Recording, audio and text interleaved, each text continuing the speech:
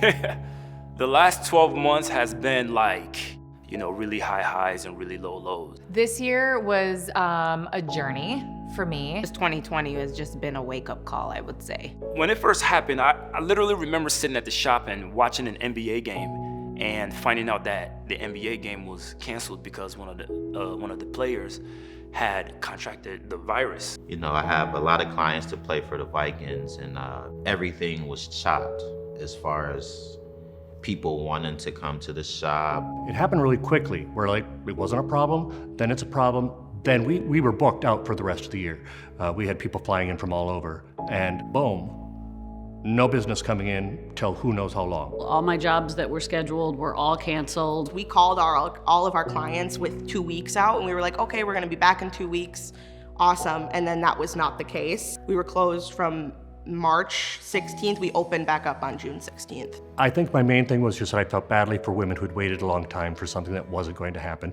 And if we got rid of 3 months of appointments and we were booked to the end of the year, that's a lot of appointments to try to squeeze in, and someone's gonna lose out. We made personal phone calls to each one and tried to talk to them and explain the situation. Everybody we called for the first 2 weeks to reschedule was totally like, I understand, I 100% get it. Students were mad, but also most of them were like, well, it's a global pandemic, we can't do anything. It was a little frightening, I think, at first. Coming from a workaholic, it was definitely scary. I've been a freelance hair and makeup artist, working with everyone from Prince to President since I was 18 years old. And for the first time in my life, I did not work for 3 months. When you go from 100 to 0 in a day, it's shocking. You really wasn't supposed to be doing anything. But when the governor actually shut everything down, we still continued to cut hair for another maybe 2 or 3 days until a Spring Lake Park cop actually pulled up at the business and forced us to shut down. And only then did we finally, shut our doors. It made everything difficult because I have to pay my bills. I had to pay for the space that I was in, and of course there were different things that were being offered, but it wasn't as easy as people thought it was to get the type of help that was needed. When no money's coming in, the bills still are coming in. Our trajectory changed a few years ago, where my online content became the main draw of income. If it was where I was maybe 4 years ago, I don't know what we'd have done. I don't know. People are, messaging like, are you doing hair anyhow, anyway? Are you? And I'm like, well, I mean, technically, that's, if you got caught doing that, it would be quite, there could be a lot of consequences. It was like, you're in punishment. Like, what did I do? I will say the first month of quarantine, I was severely depressed. I didn't see anybody for 3 months. I was by myself, and I see people all day, every day. So it was just kind of crazy to not be doing that all day, every day. I went from 4 to 10 really great conversations a day to, just my mom and my husband. It's a lot harder to fight depression when you can't get out of your house and go for a run, or you can't do things. People came out of quarantine and isolation and needed to be touched. I remember we got back on the 1st of June, and it was really, really, really, really busy. Everybody was trying to get in. It was like a tidal wave. We just kind of got hit with that first wave of clients who hadn't gotten haircuts in, 2 or 3 months. I was working long hours. I didn't have an assistant.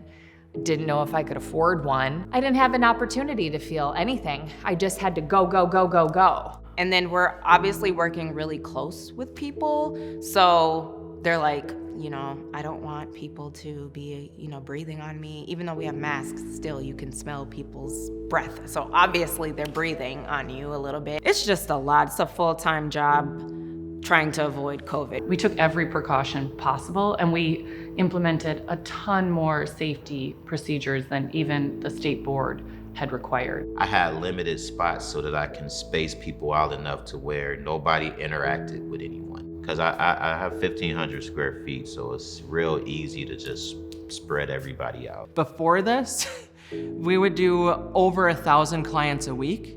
Now, we do up to 22 per day. now that we're back in the building. Now the restrictions make it so difficult to just do the job. I had designed this almost like plexiglass enclosure with holes in it. So I was thinking, okay, if we can reopen and have this crazy enclosure over someone's face, A, would they come in? Would they do it? Would they get a facial?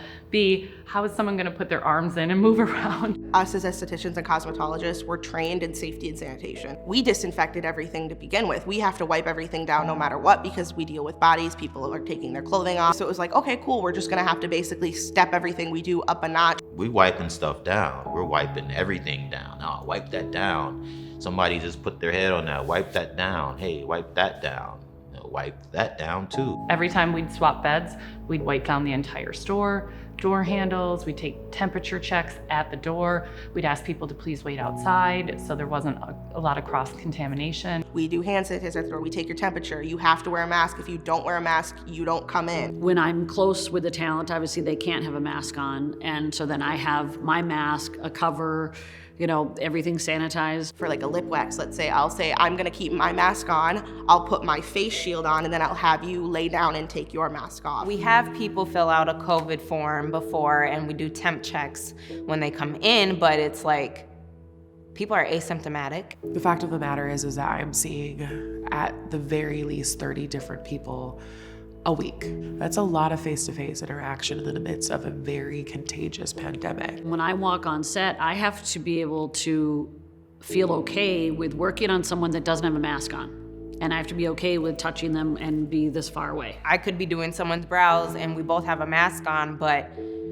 you just had COVID 2 weeks ago. So it's just really scary. I think it really showed people that we live in a bubble where we think that we're in control of our lives, and we're really not. Just trying to stay positive in all this madness is huge. It sucks that all this stuff happened this year, but this is where I'm supposed to be. I was supposed to go down this path and just have the rug pulled right out from underneath me so that I could wake up and see what was going on. Being shut down was part one, and part two was how effed up my life was during that time.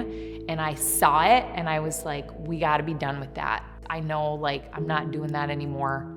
So I'm changing it up, and I think it'll be a lot better. There's a lot of negative that we could focus on, but those small glimmers of hope, those small things, I think keep us going and keep us pushing. I think the lockdown just humanized us as barbers, because sometimes I feel like clients kind of treat us as machines. People value us. I guess like the shutdown made me kind of realize that. You know, our jobs are important. If we can make someone feel better about themselves and more confident, then they can translate that into being a better mom, a better dad, a better on-air talent, better whatever they do. At the end of the day, what I get to do is help women feel beautiful in the skin that they're in. 2020 sucked, and if I can spend 15 minutes with someone and make their day a little bit better, then I've done my job.